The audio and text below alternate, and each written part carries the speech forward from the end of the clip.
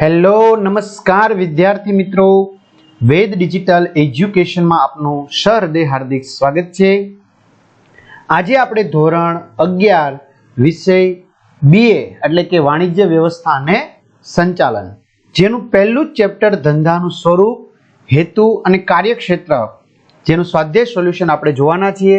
તો ખાસ વિદ્યાર્થી મિત્રો, ચેનલમાં નવા હોય તો ચેનલ સબસ્ક્રાઇબ કરી બાજુમાં બેલ આઇકનને પ્રેસ કરો, વિડીયો લાઈક કરો, તમારા મિત્રો દોસ્તોને શેર કરો।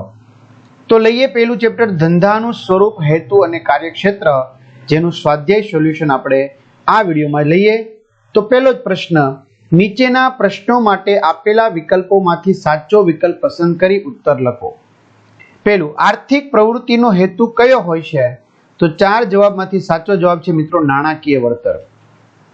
હવે ઘણા બધા વિદ્યાર્થી મિત્રોને કન્ફ્યુઝન હશે, સર અમે ધોરણ 11 કોમર્સની અંદર એડમિશન લીધું, હવે અમારે 10મા ધોરણ કરતા વિષય તદ્દન બદલાઈ ગયા છે, સર આમાં કંઈ ખ્યાલ આવતો નથી, વગેરે વગેરે। તો મિત્રો, આપણી એક એપ્લિકેશન છે જેમાં તમારા જેવા 3 લાખથી પણ વધુ વિદ્યાર્થી મિત્રો સંકળાયેલા છે, જેમાં તમને કઈ કઈ વસ્તુઓ મળવાની છે?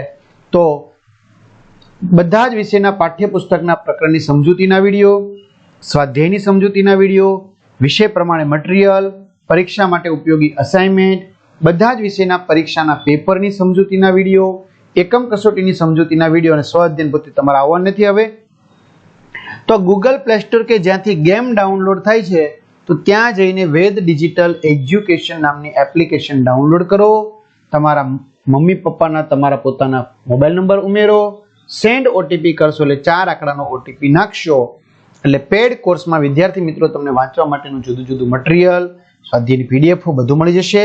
એક્ઝામ પેપરમાં પરીક્ષાના સમયે પેપરો, એકમ કસોટીના પેપરો, 3 થી 12માં 3 થી 12 ધોરણના વિડીયો, એમાં તમારું 11મું ધોરણ સિલેક્ટ કરવાનું, એટલે તમારે જો આજુબાજુમાં ભાઈ બહેન સગા સંબંધી મિત્રોને જાણ કરવાની, 11માના વિષય ખુલશે કોમર્સ આર્ટ્સના વગેરેના, એમાં પાર્ટ વાઇઝ તમે વિડીયો જોઈ શકશો। અથવા શાળા મિત્ર નામની એપ્લિકેશનમાં ધોરણ પ્રમાણે ઉપર ઉચ્ચતર માધ્યમિકમાં તમારું 11મું ધોરણ સિલેક્ટ કરી પાઠ્યપુસ્તકમાં જઈ વિષય પ્રમાણે પાર્ટ વાઇઝ વેદ ડિજિટલના વિડીયો તમે ફ્રીમાં મેળવી શકશો, બરાબર।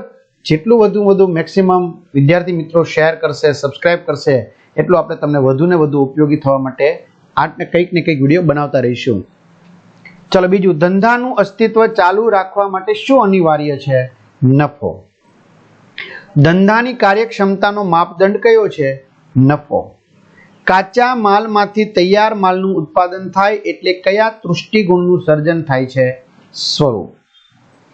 ધંધાના મહત્તમ સંપત્તિના સર્જનનો હેતુ કોના આર્થિક લાભ સાથે સંકળાયેલો છે? માલિક। રોજગારના બદલામાં શું મેળવાય છે? વેતન। વેપાર એ કઈ પ્રવૃત્તિ છે? આર્થિક। કુદરતી સંપત્તિમાં તૃષ્ટિગુણનો ઉમેરો કરી ઉત્પાદન કરવું એટલે શું? ઉદ્યોગ। 9, ખેતી, પશુપાલન, મત્સ્ય વગેરે ઉદ્યોગો કયા પ્રકારના છે? તો પ્રાથમિક ઉદ્યોગ। 10, સરકારી કર્મચારી તેના શ્રમના બદલામાં વેતન મેળવે તે કયા પ્રકારની આર્થિક પ્રવૃત્તિ કહેવાય? રોજગાર। પ્રશ્ન 2, નીચેના પ્રશ્નોના 1-2 વાક્યોમાં ઉત્તર આપો। પેલું, આર્થિક પ્રવૃત્તિ એટલે શું? તો નાણાકીય વળતર કે આર્થિક લાભ મેળવવાના હેતુથી થતી પ્રવૃત્તિને આર્થિક પ્રવૃત્તિ કહે છે। બીજું, માલના ઉત્પાદનના સ્થળેથી ઉપભોક્તા સુધી લઈ જવામાં આવે એટલે કયા તૃષ્ટિગુણનું સર્જન થયું ગણાય? તો માલના ઉત્પાદનના સ્થળેથી ઉપભોક્તા સુધી લઈ જવામાં આવે એટલે સ્થળ તૃષ્ટિગુણનું સર્જન થયું કહેવાય। વ્યવસાય એટલે શું? તો વિશિષ્ટ જ્ઞાન ધરાવનારાઓના સંગઠનનું સભ્યપદ પ્રાપ્ત કરીને વિશિષ્ટ આવડત, જ્ઞાન, તાલીમ અને વ્યાવસાયિક શિક્ષણ દ્વારા સેવા પૂરી પાડી બદલામાં ફી મેળવે છે તેને વ્યવસાય કહે છે। ચોથું, રોજગાર એટલે શું? તો કરાર અનુસાર શારીરિક કે માનસિક સેવા આપી તેના બદલામાં નિશ્ચિત નાણાકીય વળતર મેળવવાના હેતુથી થતી આર્થિક પ્રવૃત્તિ એટલે કે રોજગાર કે નોકરી। વ્યવસાયી વ્યક્તિએ શું પ્રાપ્ત કરવું પડે છે? વ્યવસાયી વ્યક્તિએ વ્યવસાય માટેની વિશિષ્ટ આવડત, જ્ઞાન, તાલીમ, વ્યાવસાયિક શિક્ષણ અને વ્યાવસાયિક સંગઠનનું સભ્યપદ પ્રાપ્ત કરવું પડે છે। વેપાર એટલે શું?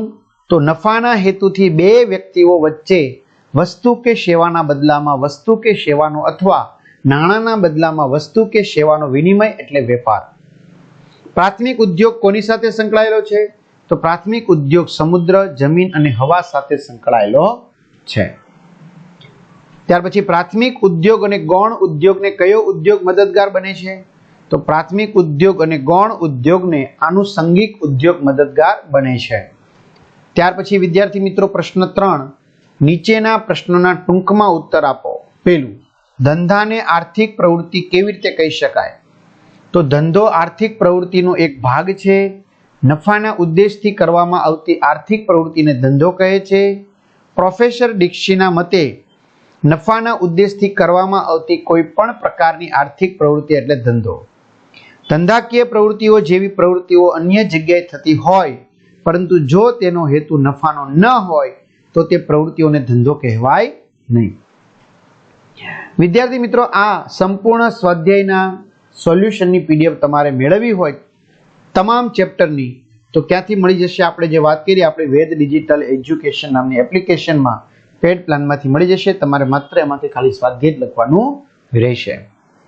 હા, બાકી વિડીયો તમે તાર જોઈ શકો છો. રોજગારની કોઈ પણ 2 લાક્ષણિકતાઓ જણાવો. રોજગાર, નોકરીની 2 લાક્ષણિકતાઓ નીચે મુજબ છે. પહેલું, નિશ્ચિત વળતર. રોજગાર કે નોકરીમાં શારીરિક કે બૌદ્ધિક શ્રમના બદલામાં આપવામાં આવતું વળતર એટલે કે પગાર કે વેતનની આવક નિશ્ચિત હોય છે. બીજું, કરાર. રોજગાર કે નોકરી અંગે કરાર કરવામાં આવે છે. આ કરારમાં દર્શાવેલ નિયમોનું પાલન કરવા માટે માલિક, રોજગાર આપનાર અને નોકરિયાત, રોજગાર મેળવનાર બંને બંધાયેલા છે. ત્રીજું, ધંધાની સામાજિક જવાબદારીનો હેતુ એટલે શું? તો સામાજિક જવાબદારી એટલે સમાજના વિવિધ વર્ગોના હિતને ધ્યાનમાં લઈને ધંધાના ઉદ્દેશો સિદ્ધ કરવા. ગ્રાહકોની જાગૃતિ, રાજ્યના નિયંત્રણો, ગ્રાહક શિક્ષણ તેમજ ગ્રાહક સંગઠનોને કારણે ધંધાએ સમાજના વિવિધ વર્ગોના હિત પ્રત્યે સજાગ રહેવાની જરૂર ઉદ્ભવી છે. સમાજના વિવિધ વર્ગોમાં શેર હોલ્ડરો, માલિકો, કર્મચારીઓ, ગ્રાહકો, લેણદારો, હરીફો, સરકાર અને સમાજ વગેરેનો સમાવેશ થાય છે. આ દરેક જૂથના ધંધા સાથેના હિત અલગ અલગ હોય છે. તેનો ખ્યાલ ધંધાકીય એકમે રાખવો જરૂરી છે. ધંધા એ સરકારી કાયદાઓ જેવા કે કારખાનાનો કાયદો, ગ્રાહક સુરક્ષા ધારો, કર્મચારી કલ્યાણનો કાયદો, પર્યાવરણની જાળવણી વગેરેનું પાલન કરવું પડે છે. પ્રશ્ન 4, નીચેના પ્રશ્નોના મુદ્દાસર ઉત્તર આપો. તો પહેલું, આર્થિક અને બિન આર્થિક પ્રવૃત્તિ એટલે શું? ઉદાહરણ દ્વારા સમજાવો. તો આર્થિક પ્રવૃત્તિનો અર્થ, વ્યાખ્યા. આર્થિક પ્રવૃત્તિ એટલે નાણાકીય આર્થિક વળતરની અપેક્ષાએ કરવામાં આવતી પ્રવૃત્તિ. અને બીજી રીતે આપણે કહી શકીએ તો આર્થિક લાભ કે નાણાકીય વળતર મેળવવાના હેતુથી થતી પ્રવૃત્તિને આર્થિક પ્રવૃત્તિ કહે છે, જે લોકોના જીવનની રોજબરોજની જરૂરિયાતો સંતોષવા માટે જરૂરી છે. વાસ્તવમાં આર્થિક પ્રવૃત્તિઓ આજીવિકાનું સાધન છે. અર્થશાસ્ત્રી શ્રી હિક્સ ચીજ વસ્તુ અને સેવાના વિનિમય દ્વારા આવક મેળવવાની અને ખર્ચવાની પ્રવૃત્તિને આર્થિક પ્રવૃત્તિ તરીકે ઓળખાવે છે. દાખલા તરીકે ચીજ વસ્તુઓનો વેપાર કરતો વેપારી, ચીજ વસ્તુઓનું ઉત્પાદન કરતો કારખાનાનો માલિક, અનાજ ઉત્પન્ન કરતો ખેડૂત, કારખાનામાં નોકરી કરતો મેનેજર કે ત્રીજા ચોથા વર્ગના કર્મચારી અને સમાજને પોતાની નિષ્ણાંત સેવા આપતો ડોક્ટર, એન્જિનિયર કે ચાર્ટર્ડ એકાઉન્ટન્ટ આર્થિક પ્રવૃત્તિ કરે છે. બિન આર્થિક પ્રવૃત્તિનો અર્થ, તો માનવી ઘણીવાર આર્થિક હેતુ ઉપરાંત બિન આર્થિક હેતુથી પ્રવૃત્તિ કરતો હોય છે.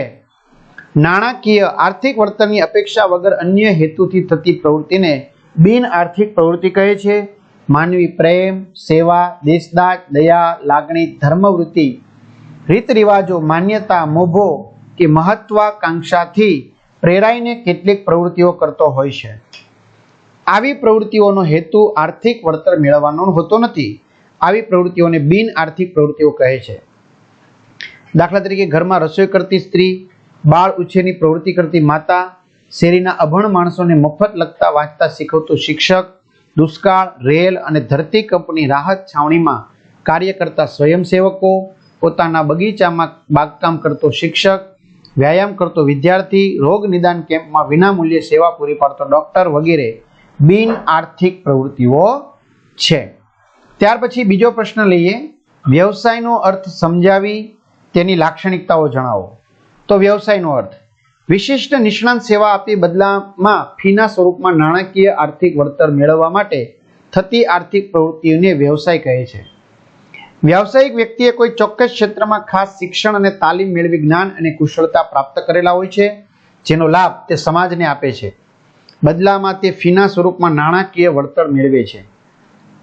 ડોક્ટર, વકીલ, એન્જિનિયર, ચાર્ટર્ડ એકાઉન્ટન્ટ, સોલિસિટર, સંગીતકાર વગેરે વ્યવસાય કરે છે એમ કહેવાય. અલબત્ત તેઓ નોકરી પણ કરી શકે છે. ત્યાર પછી વ્યવસાયની લાક્ષણિકતાઓ. વ્યવસાયના મુખ્ય લક્ષણો નીચે મુજબ છે, જેમાં આપણે જોતા જઈએ એક પછી એક વિદ્યાર્થી મિત્રો. પેલું છે, વ્યાવસાયિક વ્યક્તિએ કોઈ ચોક્કસ ક્ષેત્રમાં વિશિષ્ટ શિક્ષણ, તાલીમ અને ચાતુર્ય પ્રાપ્ત કરવું પડે છે. બીજું, વ્યાવસાયિક વ્યક્તિ સ્વતંત્ર રીતે કાર્ય કરી ફીના સ્વરૂપમાં નાણાકીય વળતર પ્રાપ્ત કરે છે.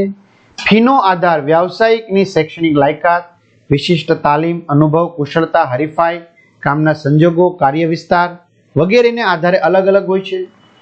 ત્રીજું, વ્યાવસાયિક પ્રવૃત્તિ એ સ્વતંત્ર આવક પ્રાપ્ત કરવાની પ્રવૃત્તિ છે. ચોથું, વ્યાવસાયિક વ્યક્તિનો પ્રાથમિક ઉદ્દેશ માનવીની વિવિધ જરૂરિયાતો સંતોષી સેવાનો હોય છે. વ્યાવસાયિક વ્યક્તિની સેવાઓ વસ્તુના ઉત્પાદન કે તેની વહેંચણી સાથે સંબંધ ધરાવતી નથી, પરંતુ તે માનવીની અંગત અને ધંધાકીય જરૂરિયાતો સંતોષે છે.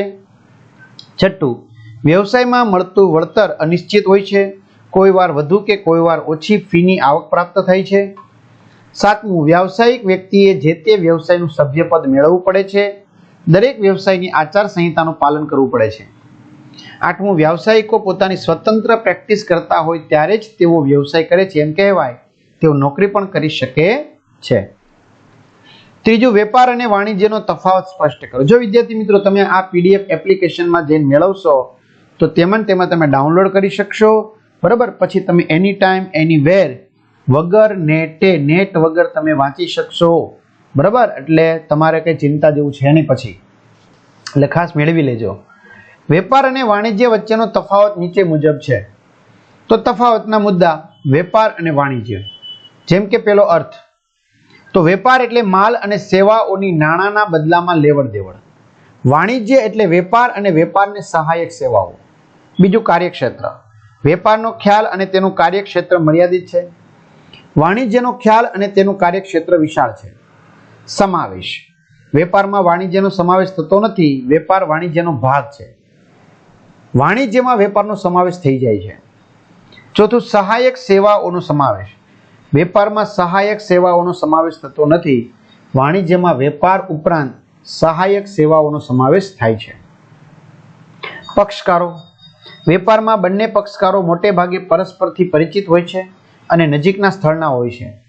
વાણિજ્યમાં બંને પક્ષકારો પરસ્પરથી અપરિચિત હોઈ શકે છે તેમજ એકબીજાથી દૂરના સ્થળના હોય છે.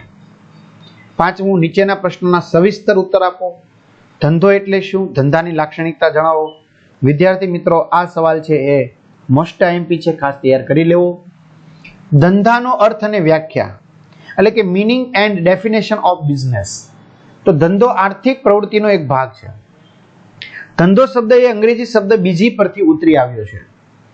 તેનો અર્થ થાય છે a state of being busy means business, એટલે કે પ્રવૃત્તિમય રહેવું અથવા સતત કાર્યરત રહેવું. પ્રોફેસર ડિક્સીના મતે નફાના ઉદ્દેશથી કરવામાં આવતી કોઈ પણ પ્રકારની આર્થિક પ્રવૃત્તિ એટલે ધંધો.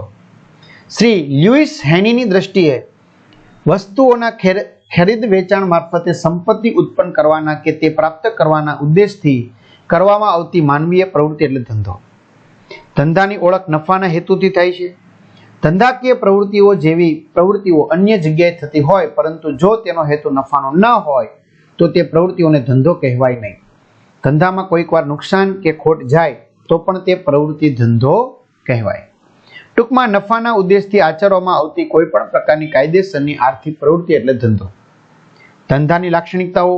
તો ધંધાની વિવિધ વ્યાખ્યાઓ પરથી ધંધાના મુખ્ય લક્ષણો લાક્ષણિકતાઓ નીચે મુજબ દર્શાવી શકાય. જેમાં પહેલું, નફાનો હેતુ.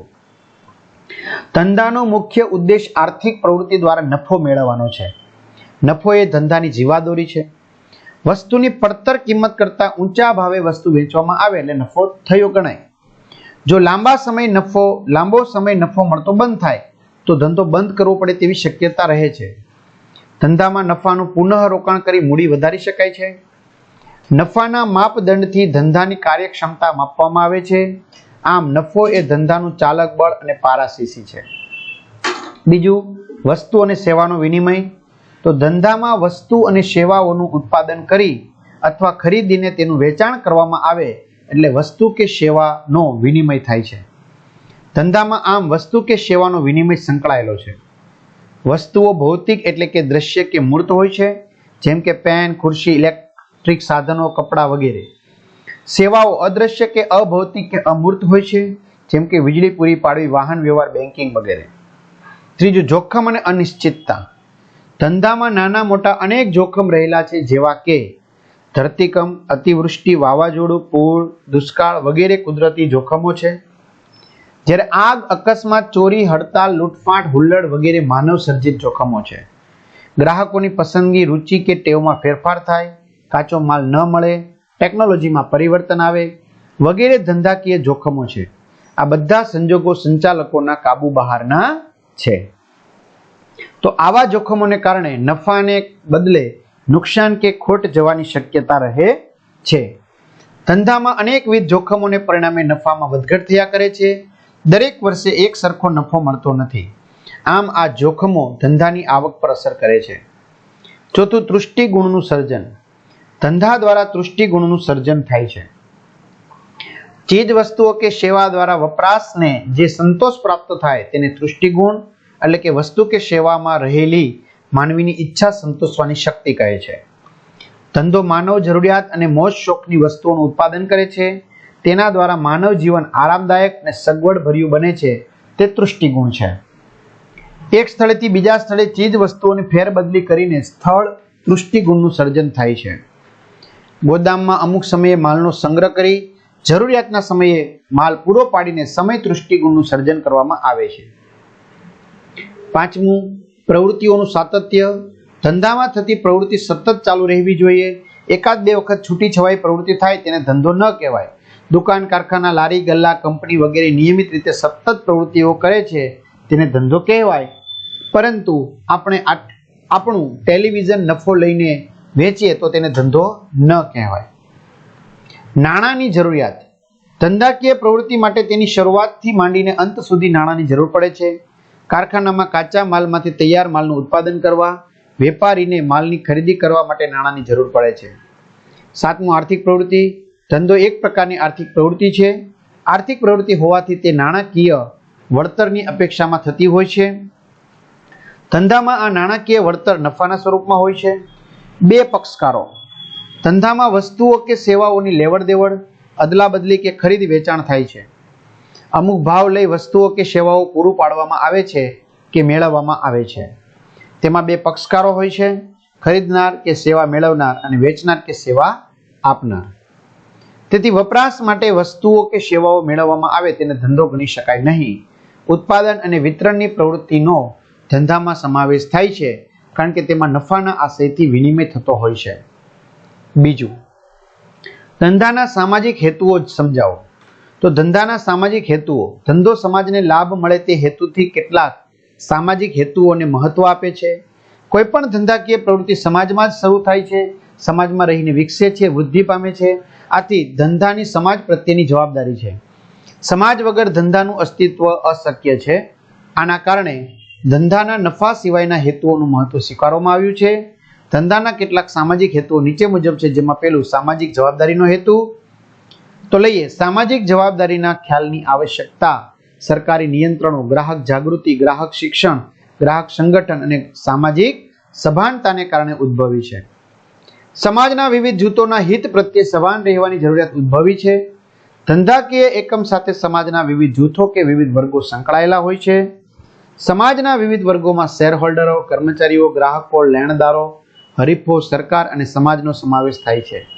આ જુદા જુદા વર્ગોના હિત અલગ અલગ હોય છે. આથી તેમના પ્રત્યેની જવાબદારી યોગ્ય રીતે જાળવવામાં આવે તેમજ દરેકનું હિત જળવાય તે મહત્વની બાબત છે.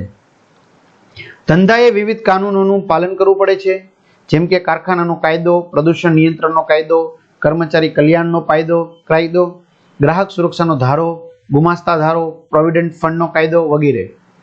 બીજું, રોજગારીની તક પૂરી પાડવાનો હેતુ. તો ભારત જેવા વિકાસશીલ દેશમાં બેરોજગારી કે બેકારીની સમસ્યા ખૂબ જ મહત્વની છે. વસ્તી વધારા અને શિક્ષણના વ્યાપને કારણે બેરોજગારીનું પ્રમાણ ઉત્તરોત્તર વધતું જાય છે. ધંધાની સ્થાપના અને વિકાસ દ્વારા આ સમસ્યા દૂર થઈ શકે છે. આગળ જોઈએ વિદ્યાર્થી મિત્રો, ઘણા ધંધાકીય એકમો રોજગારી પૂરી પાડવા અને ચાલુ રોજગારી બંધ ન થાય તે હેતુથી ઊભા થયેલા હોય છે. દાખલા તરીકે ખાદી, ગ્રામોદ્યોગ, પંચ જેવી સંસ્થાઓ ગૃહ ઉદ્યોગો અને લઘુ ઉદ્યોગોને પ્રોત્સાહન આપી રોજગારીની તક વધારવાનો પ્રયત્ન કરે છે. સરકાર પણ આર્થિક રીતે પછાત વિસ્તારમાં ઉદ્યોગો સ્થાપવા માટે પ્રોત્સાહનો પૂરા પાડે છે. આથી બેરોજગારોને રોજગારીની તક મળે છે. બીજું, ગુણવત્તાવાળી વસ્તુઓ અને સેવાઓ પૂરી પાડવાનો. તો ધંધાનો સમાજના લોકોને ગુણવત્તાવાળી વસ્તુઓ અને સેવાઓ સરળ રીતે પૂરી પાડવાનો હેતુ હોય છે. આથી સમાજના લોકો તેમની જરૂરિયાતો સંતોષી શકે છે. આ હેતુથી રસોઈમાં વપરાતા મસાલા, ઠંડા પીણા અને ખાદ્ય પદાર્થોનું ઉત્પાદન કરતા એકમોએ ઉચ્ચતમ ગુણવત્તાના ધોરણોનું પાલન કરવું જોઈએ. સામાજિક હેતુઓ અપનાવતા ધંધાકીય એકમો ગ્રાહકોને વ્યાજબી કિંમતે વસ્તુઓ અને સેવાઓ પૂરી પાડવા પ્રતિબદ્ધ હોય છે. દાખલા તરીકે વસ્તુના વેચાણ પછીની સેવા, વસ્તુની ગોઠવણીની સેવા તેમજ ગ્રાહકના ઘર સુધી વસ્તુ પહોંચતી કરવાની સગવડ વગેરે. ત્યાર પછી વાજબી વેપારી રીત રસમો અનુસરવાનો હેતુ. તો ધંધાકીય એકમો ગ્રાહકો અને સમાજના કલ્યાણ માટે વાજબી વેપારી રીત રસમો અપનાવવાનો હેતુ ધરાવે છે. જેમ કે વસ્તુના કાળા બજાર ન કરવા, વસ્તુનો સંગ્રહ ન કરવો, ગેરરસ્તે દોરતી જાહેરાતો ન કરવી, વસ્તુની કૃત્રિમ અછત પેદા ન કરવી વગેરે. ત્યાર પછી અન્ય સામાજિક હેતુઓ. તો ઉપર દર્શાવેલ સામાજિક ઉદ્દેશો ઉપરાંત ધંધાના અન્ય સામાજિક હેતુઓ હોઈ શકે છે. જેમ કે સમાજમાં ધંધાકીય એકમે પ્રતિષ્ઠા સ્થાપવી, ઉત્પાદન ક્ષેત્રે નવા સંશોધનો અપનાવવા, ધંધાનો વિકાસ કરવો, રાષ્ટ્રીય આર્થિક વિકાસમાં ફાળો આપવો અને સરકારને સહકાર આપવો, કર્મચારીઓને વેતન તેમજ અન્ય સગવડો પૂરી પાડવી, સભ્યોનો આર્થિક ઉત્કર્ષ કરવો, કર્મચારી કલ્યાણ યોજનાઓ અપનાવી વગેરે. ત્રીજું, સમાજ વગર ધંધાનું અસ્તિત્વ શક્ય નથી. ધંધાના સામાજિક હેતુઓના સંદર્ભમાં વિધાન સમજાવો. તો કોઈ પણ ધંધાકીય પ્રવૃત્તિ સમાજમાં જ શરૂ થાય છે, સમાજમાં રહીને વિકસે છે, વૃદ્ધિ પામે છે, તેમજ તેનો અંત પણ સમાજમાં જ આવે છે. આથી ધંધાકીય પ્રવૃત્તિ અને સમાજને એકબીજાથી અલગ પાડી શકાય નહીં. ધંધો અને સમાજ એ બંને પરસ્પરના અભિન્ન અંગ છે. સમાજ વગર ધંધાનું અસ્તિત્વ શક્ય નથી. સમાજ છે તો ધંધો છે. ધંધાનો વિકાસ સમાજના વિવિધ અંગો અને સંસ્થાઓને આભારી છે. ધંધાને તેનાથી આવક પ્રાપ્ત થાય છે. આર્થિક ક્ષેત્રનો વિકાસ સમાજને આભારી છે. ધંધાર્થી સમાજને વસ્તુઓ અને સેવાઓ પૂરી પાડીને પોતાનો નફો કે સમૃદ્ધિ પ્રાપ્ત કરે છે. આર્થિક અને સામાજિક પરિસ્થિતિમાં પરિવર્તન આવતા ધંધાના હેતુઓમાં પણ ફેરફાર થતા જાય છે. આધુનિક સમયમાં મહત્તમ નફાના હેતુને બદલે અન્ય હેતુઓ સ્વીકારવામાં આવે છે. ધંધાએ આથી સમાજના વિવિધ વર્ગો જેવા કે મિત્રો આર્થિક સમાજના વિવિધ વર્ગો જેવા કે માલિકો, ગ્રાહકો, કર્મચારીઓ, લેણદારો સરકારના હિતને ધ્યાનમાં રાખીને પોતાની પ્રવૃત્તિ કરવી પડે છે. આ હેતુથી આધુનિક સમયમાં ધંધાકીય એકમોએ કેટલાક સામાજિક હેતુઓને મહત્વ આપવું પડે છે. જેમ કે સામાજિક જવાબદારીનો હેતુ, રોજગારીની તક પૂરી પાડવાનો હેતુ, સમાજના લોકોને ગુણવત્તાવાળી વસ્તુઓ અને સેવાઓ પૂરી પાડવાનો હેતુ, વ્યાજબી વેપારી રીત રસમો અનુસરવાનો હેતુ, સમાજ સેવાના કાર્યક્રમમાં ભાગ લેવો, નાણાકીય મદદ કરવી વગેરે. જો ધંધાકીય એકમો આ પ્રકારના સામાજિક હેતુઓને અપનાવતા નથી, તેવા એકમો સમાજમાં લાંબા સમય સુધી ટકી શકતા નથી. આમ કહી શકાય કે સમાજ વગર ધંધાનું અસ્તિત્વ શક્ય નથી. ચોથું, ધંધાકીય જોખમ એટલે શું? ધંધાકીય જોખમ ઉદ્ભવવાના કારણો જણાવો. તો ધંધાકીય જોખમનો અર્થ, આધુનિક સમયમાં દરેક ધંધાકીય એકમો એવા પર્યાવરણમાં કાર્ય કરે છે કે જે તેમના નિયંત્રણમાં હોતું નથી. ધંધાકીય એકમને આંતરિક તેમજ બાહ્ય જોખમો અસરો કરે છે. ધંધામાં નફાની અનિશ્ચિતતા કે નુકસાન થવાનું જોખમ રહેલું છે. ભવિષ્યના અનિશ્ચિત બનાવોની નફા પર અસર થાય છે. આમ કહી શકાય કે ધંધાકીય જોખમો સામેનું વળતર એટલે નફો. જોખમ એટલે નુકસાનની શક્યતા. ધંધાકીય જોખમ એટલે પ્રતિકૂળ બનાવ બનવાની શક્યતા કે ધંધામાં જે નુકસાનની શક્યતાને મહત્તમ બનાવે છે અને લાભ કે વળતરની શક્યતાને લઘુત્તમ બનાવે છે. ધંધાકીય જોખમો ઉદ્ભવવાના કારણો, તો ધંધાકીય જોખમો નીચેના કારણોને લીધે ઉદ્ભવે છે. પેલું હરીફાઈ. ધંધામાં હરીફાઈનું જોખમ વધુ રહેલું છે. હરીફો ધંધામાં પ્રવેશતા હરીફાઈનું પ્રમાણ વધે છે, જેની સીધી અસર ધંધાના નફા પર થાય છે. હરીફાઈને કારણે જાહેરાત તેમજ અન્ય ખર્ચામાં વધારો થાય છે. હરીફ કંપનીના બજાર પ્રવેશથી વસ્તુ કે સેવાની કિંમત ઘટાડવી પડે છે, પરિણામે નફામાં ઘટાડો થાય છે. બીજું ટેકનોલોજીકલ ફેરફારો. આધુનિક સમયમાં ટેકનોલોજીના ક્ષેત્રમાં અનેક નવા સંશોધનો થતા રહે છે. આને કારણે ઉત્પાદન પદ્ધતિ, યંત્ર, સાધન વગેરેમાં ફેરફાર કરવા પડે છે. જૂના યંત્રોની જગ્યાએ નવા યંત્રો વસાવવા પડે છે. ઉચ્ચ ગુણવત્તાવાળી વસ્તુઓના ઉત્પાદન માટે જૂની ટેકનોલોજીને બદલે નવી ટેકનોલોજી અપનાવવી પડે છે. ત્રીજું વૈકલ્પિક પેદાશોનો ભય. તો દિન પ્રતિદિન ટેકનોલોજીના ક્ષેત્રે શોધખોળોને કારણે ગ્રાહકો વૈકલ્પિક પેદાશોની પસંદગી કરે છે. દાખલા તરીકે રેડિયોને સ્થાને ટેલિવિઝન, સાયકલને સ્થાને બાઇક કે સ્કૂટર, ફાઉન્ટન પેનને સ્થાને બોલપેન વગેરે. ચોથું માંગની અનિશ્ચિતતા. વસ્તુની માંગ અનિશ્ચિત છે. ઘણીવાર માંગમાં વધારો થાય છે તો ઘણીવાર માંગમાં ઘટાડો થાય છે. માંગની અનિશ્ચિતતાને કારણે ધંધામાં જોખમ ઊભું થાય છે. ગ્રાહકોની આવક, પસંદગી, રુચિ, વસ્તુની કિંમતમાં ફેરફાર, ફુગાવો વગેરેને કારણે વસ્તુની માંગ અનિશ્ચિત બને છે. માંગની અનિશ્ચિતતાની અસર ધંધાના નફા પર થાય છે. પાંચમું કાયદા. સરકાર વિવિધ બાબતો અંગે કાયદા કરે છે. દાખલા તરીકે ગ્રાહકો, કામદારો, ઉદ્યોગ, પ્રદૂષણ નિયંત્રણ વગેરે માટેના કાયદાઓ. આવા કાયદાઓ ધંધાકીય એકમ માટે જોખમ ઊભું કરે છે. દાખલા તરીકે કારખાનાનો કાયદો, લઘુત્તમ વેતન ધારો વગેરેને કારણે ધંધાકીય એકમ કેટલાક નિર્ણયો છે તે લઈ શકતો નથી. આગળ છઠ્ઠું ભૌતિક જોખમ. ભૌતિક જોખમ એટલે ધંધામાં ઉપયોગમાં લેવાતી મિલકતોને થતું નુકસાન. અચાનક યંત્રો અને સાધનો કાર્ય કરતા અટકી જાય, માલની હેરફેર દરમિયાન માલને નુકસાન થાય, માલના સંગ્રહ દરમિયાન માલ બગડી જાય વગેરે ભૌતિક જોખમ ઊભું કરે છે. આર્થિક જોખમો. ધંધામાં કેટલાક આર્થિક જોખમો રહેલા છે.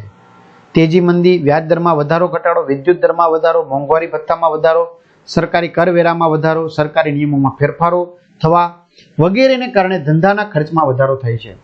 આની અસર ધંધાના નફા પર થાય છે. આગળ વધીએ. ધંધો. પાંચમો સવાલ, ધંધો, વ્યવસાય, રોજગાર વચ્ચેનો તફાવત આપો. તો મિત્રો તફાવત નીચે મુજબ દર્શાવી શકાય. તો તફાવતના મુદ્દામાં અર્થ પેલા લઈએ. ધંધો, વ્યવસાય અને રોજગાર, નોકરીમાં. બરાબર. ધંધો અર્થ નફાના હેતુથી થતી આર્થિક પ્રવૃત્તિને ધંધો કહે છે. વિશિષ્ટ નિષ્ણાંત સેવા આપી બદલામાં ફીના સ્વરૂપમાં નાણાકીય વળતર મેળવવાના હેતુથી થતી આર્થિક પ્રવૃત્તિને વ્યવસાય કહેવાય. અને શારીરિક કે માનસિક સેવાઓ આપી બદલામાં નિશ્ચિત નાણાકીય વળતર મેળવવાના હેતુથી થતી આર્થિક પ્રવૃત્તિને રોજગાર કે નોકરી કહે છે. ચલો કાર્યનું સ્વરૂપ બીજું. ધંધામાં શું આવશે? ગ્રાહકને નાણાંના બદલામાં વસ્તુ કે સેવાનો પુરવઠો પૂરો પાડવામાં આવે છે. વ્યવસાય. તો વ્યવસાય કરનાર ફીના બદલામાં વિશિષ્ટ નિષ્ણાંત સેવાઓ પૂરી પાડે છે. રોજગાર, નોકરી. કરાર અને નિયમો અનુસાર શારીરિક કે માનસિક સેવા પૂરી પાડવામાં આવે છે. ત્રીજું વળતર કે બદલો. તો ધંધાનો માલિક વળતર સ્વરૂપે નફો મેળવે છે. વ્યવસાય વિશિષ્ટ સેવાના બદલામાં વળતર રૂપે ફી મળે છે. અને ત્રીજું કાર્ય કરવાના બદલામાં વળતર રૂપે પગાર, મજૂરી કે દરમાયો મળે છે. ચોથું લાયકાત. ધંધા માટે કોઈ ખાસ ચોક્કસ તાલીમ મેળવવાનું કે વિશેષ યોગ્યતા મેળવવાનું જરૂરી નથી. વ્યવસાય માટે શૈક્ષણિક લાયકાત, ખાસ ચોક્કસ તાલીમ અને વિશિષ્ટ જ્ઞાન મેળવવું જરૂરી છે. અને રોજગારમાં જે પ્રકારનું કાર્ય કરવાનું હોય તેને અનુરૂપ જરૂરી લાયકાત હોવી જરૂરી છે. મૂડી. જે પ્રકારનો અને સ્વરૂપનો ધંધો હોય તે મુજબ મૂડીની જરૂરિયાત પડે છે. વ્યવસાયની સ્થાપના કરતી વખતે મર્યાદિત પ્રમાણમાં મૂડીની જરૂરિયાત પડે છે અને રોજગારમાં કોઈ પ્રકારની મૂડીની જરૂરિયાત પડતી નથી. જોખમ. ધંધામાં નફાની અનિશ્ચિતતા અને નુકસાન થવાનું જોખમ છે. વ્યવસાયમાં નક્કી કરેલી ફીની રકમ ન મળવાનું જોખમ છે. અને નિશ્ચિત ચોક્કસ વેતન કે પગાર મળે છે, તેથી કોઈ પ્રકારનું જોખમ નથી. કોમાં? નોકરીમાં. સાતમું માલિકી હિતની ફેરબદલી. તો ધંધામાં માલિકી હિતની ફેરબદલી થઈ શકે છે. વ્યવસાયમાં માલિકી હિતની ફેરબદલી થઈ શકતી નથી. માલિકી ન હોવાથી ફેરબદલીનો પ્રશ્ન ઉદ્ભવતો નથી. ચોથું આચાર સંહિતાનું પાલન. ધંધામાં વિવિધ કાયદાકીય જોગવાઈઓનું પાલન કરવું પડે છે. વ્યવસાયમાં જે તે વ્યાવસાયિક સંગઠને નક્કી કરેલ આચાર સંહિતાના નિયમોનું પાલન કરવું પડે છે. અને રોજગારમાં માલિક સાથે કરેલ કરાર અનુસારના નિયમોનું પાલન કરવું પડે છે. મૂળભૂત ઉદ્દેશ, ધંધાનો મૂળભૂત ઉદ્દેશ નફો મેળવવાનો છે. વ્યવસાયનો મૂળભૂત ઉદ્દેશ સેવાઓ પૂરી પાડી ફીની આવક મેળવવાનો છે. અને રોજગારનો મૂળભૂત ઉદ્દેશ પગાર કે વેતન મેળવવાનો છે. છઠ્ઠું, ઉદ્યોગનો અર્થ આપી તેના પ્રકારો જણાવો. ઉદ્યોગનો અર્થ, જ્યાં મોટે ભાગે ઉત્પાદનની પ્રવૃત્તિ થતી હોય તે પ્રવૃત્તિ ઉદ્યોગ તરીકે ઓળખાય છે. ઉદ્યોગ એટલે કુદરત પાસેથી મળેલા કાચા માલ પર જરૂરી પ્રક્રિયા કરી તેમાંથી માનવ જરૂરિયાતો સંતોષી શકાય તેવી ચીજ વસ્તુઓ તૈયાર કરવાની પ્રક્રિયા. ઉદ્યોગમાં કુદરતી સંપત્તિ પર જરૂરી પ્રક્રિયા કરી તેની ઉપયોગિતા કે તૃષ્ટિ ગુણ વધારવામાં આવે છે.